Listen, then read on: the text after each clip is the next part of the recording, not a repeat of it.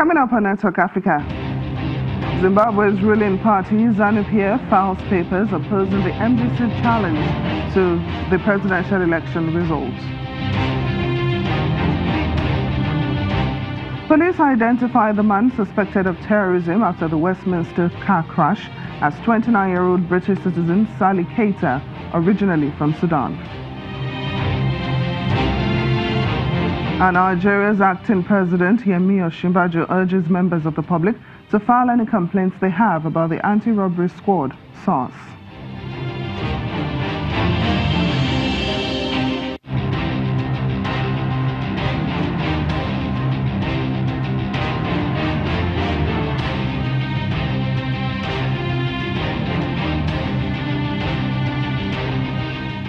Hello and welcome to the program. I'm Timito Kwefagbemi.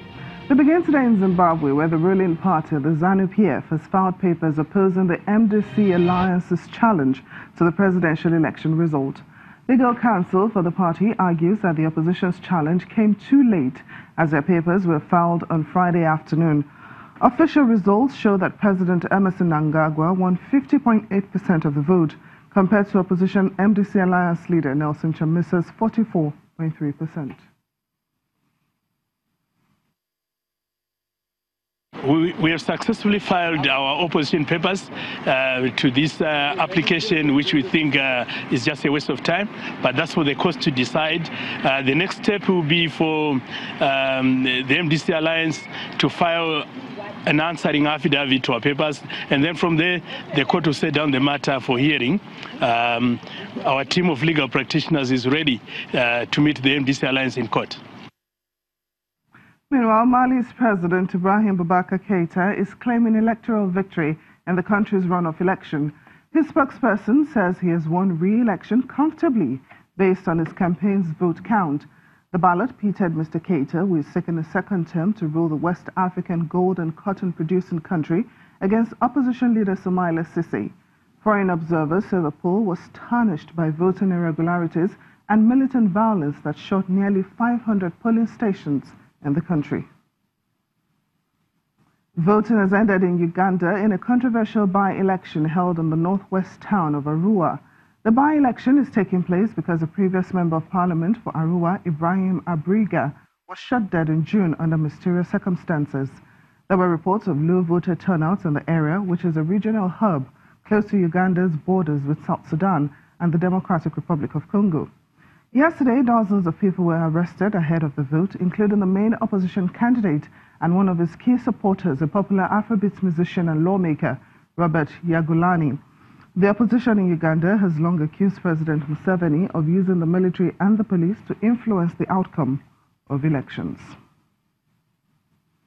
The man being held on suspicion of terrorism after the Westminster car crash in the United Kingdom has been identified as Sally Keita. The 29-year-old British citizen, who is originally from Sudan, has been questioned in South London by government forces. The suspect is not believed to have been known to MI5 or counter-terrorism police, but is understood to have been known to the local police. 2 people were taken to hospital after the crash and later discharged, while a third was treated for minor injuries at the scene. Let's get more on this story from a counter-terrorism expert, Chidi Nwanu, who joins us live from London. Thanks for joining us on Network Africa. Thanks for having me. So, Chidi, what more can you tell us about the suspect, Sally Keita? Well, the details that are emerging so far kind of paint a picture of a really fairly standard kind of guy. You know, he was a Sudanese, of Sudanese origin and British citizen. You know, he seemed to live a quiet life. You know, studied, dropped out of university. You know, nobody noted him as a particularly troublesome fellow or a particularly religious fellow. But what is interesting to me is that he seems to have suffered some personal tragedies recently. I think his problems with his family, his father and his brother. So that would indicate there might have been some mental distress going on with this fellow. And the fact that he is not cooperating with the police but didn't put up any resistance, you know, kind of puts up a few red flags that this might not be as straightforward an incident of terrorism as it looks like. Now, despite the fact that he's a British citizen, you know, the media is playing up the fact that he's originally from Sudan. What's the relevance of this in the attack? Well, it's relevant because Sudan is obviously an Islamic country. It has an Islamic government, an Islamic fundamentalist government, and there have been, you know, issues of Islamic terrorism, not necessarily in the West, but particularly in Africa or in Sudan itself, where this has come from the country. Also, the fact that this is a what you would describe as a European or white British person, kind of adds another flavor to the attack. But right now, there are a lot more questions than there are answers. Do you have any suspicion maybe the attack was directed from Sudan? Well, that's an interesting kind of question because it's alleged that he had papers in his car that indicated he was going to the Sudanese embassy to get a visa to go back to Sudan. So if there was such a direction or such a connection, it still seems a little bit haphazard as to why he would. The main thing to look at in this attack is that it was an exceptionally incompetent attack. It took place at the wrong time if you were going to conduct such an attack when the streets were relatively empty.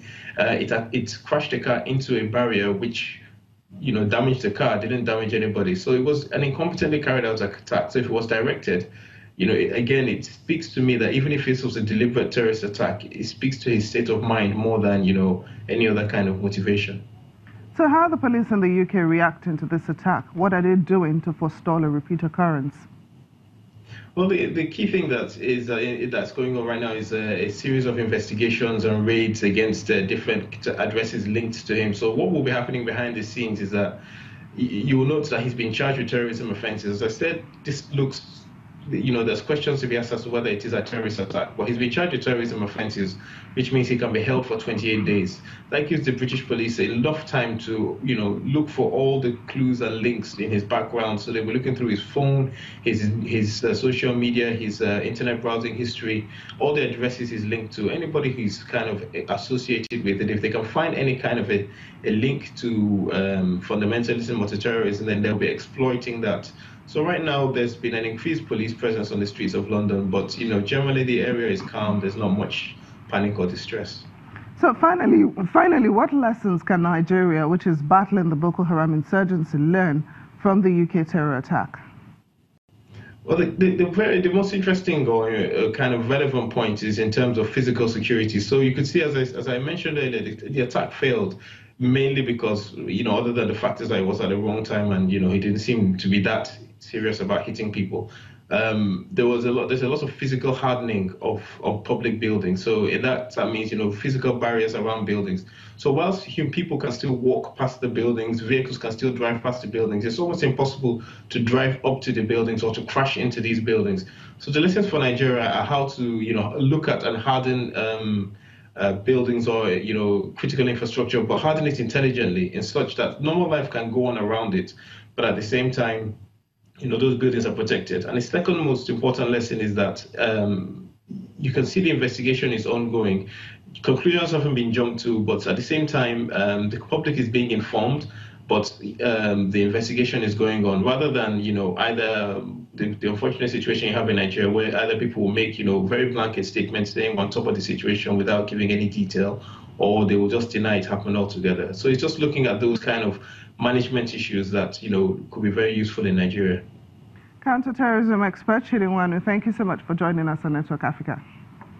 Thank you for having me.